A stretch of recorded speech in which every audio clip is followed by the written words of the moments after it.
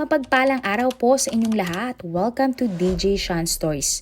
Turn on your notification bell, like and subscribe para sa crime stories araw-araw. Ang kwento natin ngayon ay nangyari sa Indonesia. Ang Indonesia ay pang-14 na pinakamalaking bansa sa buong mundo. Sikat nga na atraksyon doon ay ang Bali Island, Monas Tower at ang Tanah Lot Temple. Katulad sa Pilipinas, marami ring mga Indonesian ang nag-aasawa ng mga foreigner o ibang lahi. Sa Indonesia, isang babae nga ang naging gahaman at matagumpay na naangkin ang kontrol ng lahat ng ari-arian ng kanyang napangasawang foreigner matapos niyang makipaghiwalay dito. Ang babae ay kinilalang si Nimade Jati, 52 years old na taga-Indonesia. Si Jati ay anak ng isang mangingisda at para nga makatulong sa kanyang pamilya ay nagtitinda siya ng mga inumin sa tabing dagat. Elementarya lang din ang natapos ni Jati dahil nga kapos na sila sa pera para ipagpatuloy pa ang kanyang pag-aaral. Nagkaroon ng asawa si Jati at ito ay si Michael Donnelly, 58 years old na mula Amerika. Taong 1978, nagpunta si Michael sa Bali, Indonesia kung saan niya nakilala si Jati. Ang dalawa ay nagkakilala sa isang party at nang makasama ni Michael si Jati ay agad siyang namangha sa babae. Sa katagalan nga ng panahon ay nagkarelasyon ang dalawa. Lagi noon niyayaya ni Michael si Jati na magpunta sa Amerika para silang dalawa ay magkasama. At taong 1982, nagpunta nga si Jati sa California at bumili si Michael ng isang malaking apartment doon para dun sila manirahan. September 14, 1985, nagpakasal nga sina Jati at Michael sa Los Angeles, California. Dahil dito, nabigyan si Jati ng karapatan na manirahan sa Amerika dahil nga naikasal siya kay Michael na isang Amerikano. Nagtatag din ang mag-asawa ng isang kumpanya sa Amerika. Pero kalaunan, binenta ni Jati at Michael ang kumpanyang ito sa halagang $20,000 o 465,000 pesos para bumili ng mga ari-arian sa Indonesia. Kaya nga, ng taong 1988, bumalik sila sa Bali, Indonesia para dun na permanenteng manirahan. Binili nilang mag-asawa ang Uluwatu Boutique, isang malaking clothing business doon. 2 buwan naman kada taon ay umuwi ang mag-asawa sa Amerika para magbakasyon. Taong 1993 naman, nabiyayaan sina Michael at Jati ng isang anak na lalaki na si Sean at ipinanganak ito sa Amerika. Nasundan naman agad si Sean ng isa pang kapatid na lalaki na si Bren. Ipinanganak naman ito sa Singapore ng taong 1995. Taong 1996 naman, kinasal muli sina Jati at Michael. Base naman sa Balinese Customary Law at Balinese Hinduism sa Indonesia. Naging masaya naman ang pagsasama ni Michael at Jati. Sila nga ay tumira sa isang mamahaling villa. Nagkaroon din sila ng iba pang mga negosyo tulad ng mga restaurants, paupahan, supplier ng rubber, kokwa at iba pa. Madalas din silang magbakasyon sa iba't ibang lugar at bansa, buong pamilya. Marami na rin silang nabiling mga lupain sa Indonesia. Ang kanilang mga anak ay nag-aaral sa Bali International School. At ayon nga sa mga balita, mas close kay Michael ang kanilang mga anak kaysa sa nanay nilang si Jati.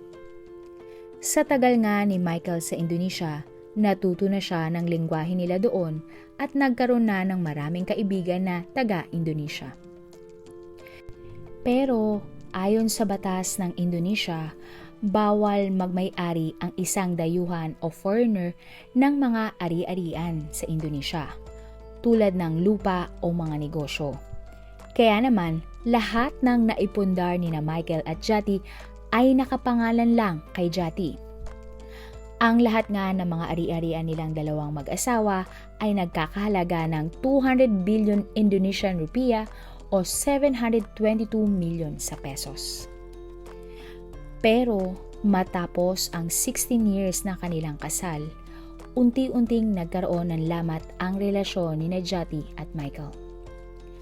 Ayon sa mga news report, simula daw nang malipat kay Jati ang mga ari-arian, hindi na daw nito inaalagaan ang kanyang mga anak.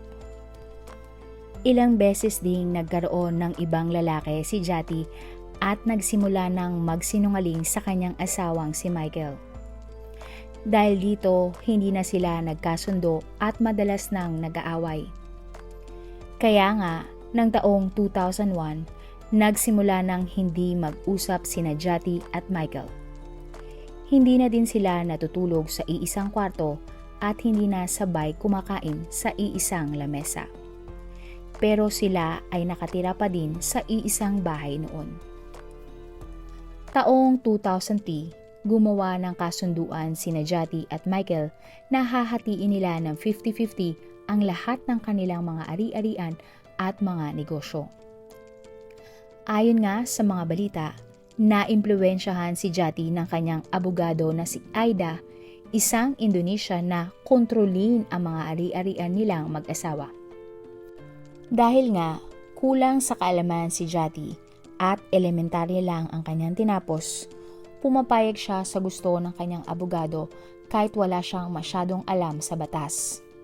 Gusto din naman kasi ni Jati noon na mapunta sa kanya ang mga ari-arian nilang mag-asawa. Kahit hindi na nga magkasundo noon sina Jati at Michael, nagkasundo naman ang dalawa na magkaroon ng isang peace agreement.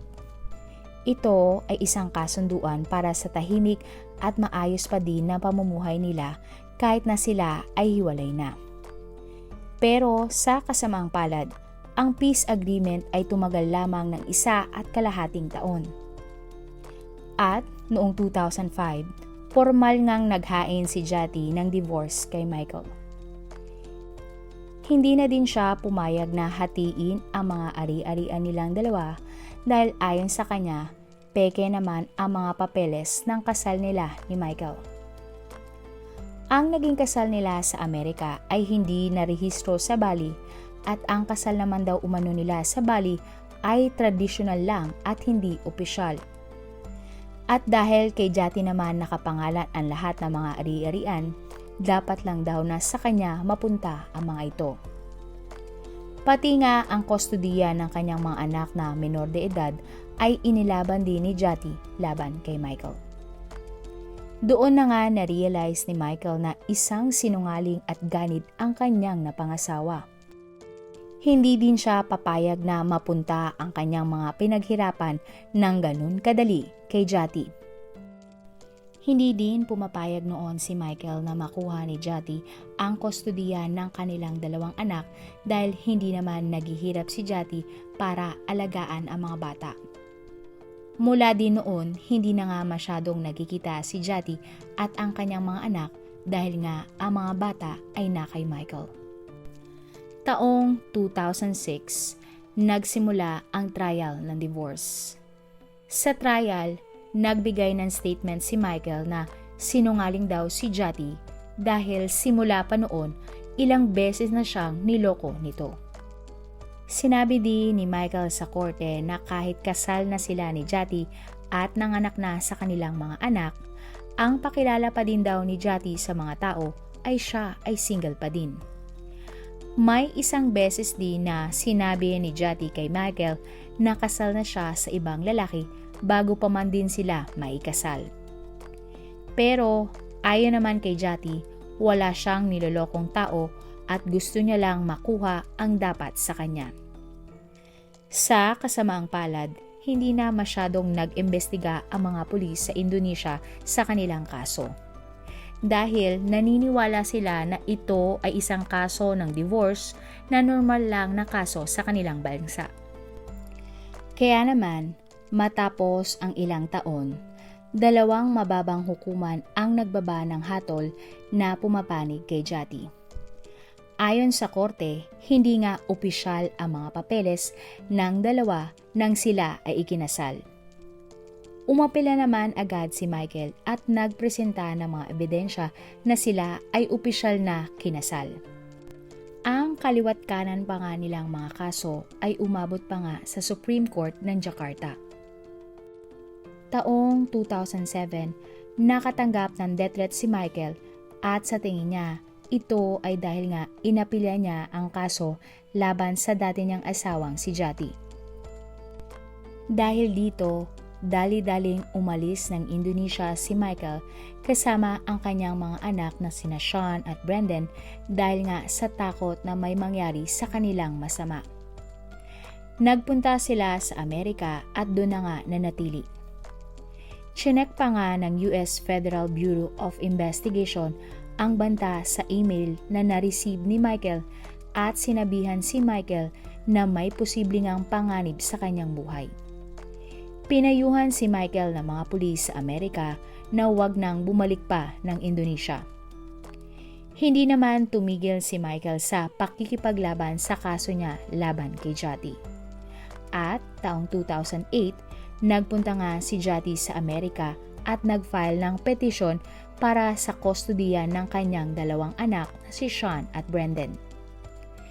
Inutos naman ng Korte ng California na subukan muna ni Jati at Michael na magkasundo na lang sa pagbabahagi ng kustodiya ng dalawang bata. Pero pinayuhan noon si Jati ng kanyang abogadong si Aida na wag nang makipagtulungan sa korte at bumalik na sa Indonesia. Sinabi din ng abogado ni Jati na si Aida na wag na ring subukan kausapin ang kanyang mga anak. Pumayag naman at sumunod si Jati sa sinabi ni Aida dahil tiwala naman siya sa kanyang abogado. At dahil nga umalis na si Jati ng Amerika, nagdesisyon ang Korte ng California na inabandona at pinabayaan ni Jati ang dalawa niyang anak mula pa ng 2005. At dahil nga ang pag-abandona ay isang uri ng pang-aabuso, naglabas din ng restraining order ang Korte ng California laban kay Jati.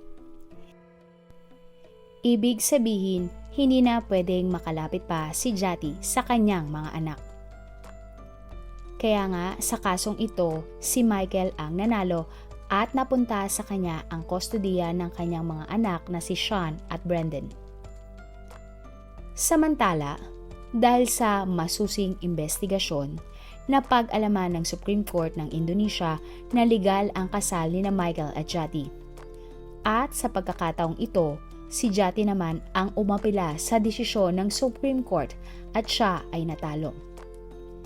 Taong 2009 naman, nilabas ng Supreme Court ang desisyon na legal nang hiwalay sina Michael at Jati.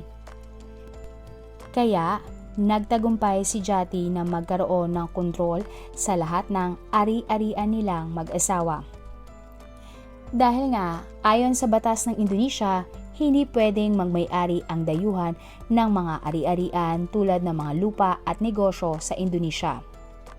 Nagkaroon naman ng kaso si Jati dahil sa pagsisinungaling niya sa korte at paggamit ng mga maling ebidensya. Sinampahan naman ni Michael ang abogado ni Jati na si Aida ng isang kaso dahil tingin niya sinasadya ni Aida na lokohin si Jati dahil sa mga sumusunod. Pinigilan ni Aida ang komunikasyon sa pagitan ni Jati at Michael.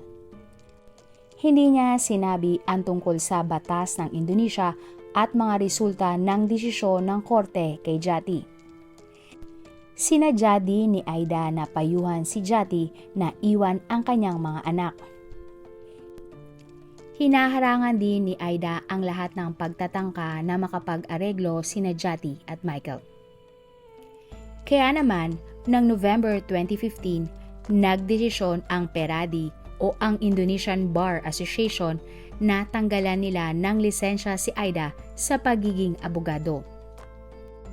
Napatunayan kasi sa korte na niloko lang talaga ni Aida si Jati para mapahaba ang kaso at magatasan niya ng pera ang kanyang kliyente. Itinuring nilang ang ethical ang ginawa ni Aida. Naniniwala sila na pinagsamantalahan ni Aida si Jati dahil nga elementarya lang ang natapos nito. Kaya madaling naniniwala si Jati sa mga sinasabi ng kanyang abogado. At sinusunod niya lang kung ano ang sasabihin nito. Ayon kay Michael, kahit napakatagal na ng kanyang pakikipaglaban at dose-dosenang mga kaso na ang kanyang isinampa, inamin niyang hindi siya nawawalan ng pag-asa. Ayon kay Michael, wala na talagang natitirang pagmamahal kay Jati at patuloy siyang lalaban para magkaroon ng mutual rights ang kanyang mga anak sa mga naipundar niya. Hindi daw siya titigil hanggat hindi nakukuha ng kanyang mga anak ang karapatan sa lahat ng kanyang kayamanan. Ang nakakalungkot, hanggang ngayon ay nakabinbin pa rin ang kaso sa paghahabol ng mga ari-arian ni Michael kay Jati. At wala pang final na hatol kung kanino talaga mapupunta ang mga ari-arian. Dahil nga napatunayan na sila ay legal na ikinasal at ang ari-arian ay pag-aari nilang mag-asawa.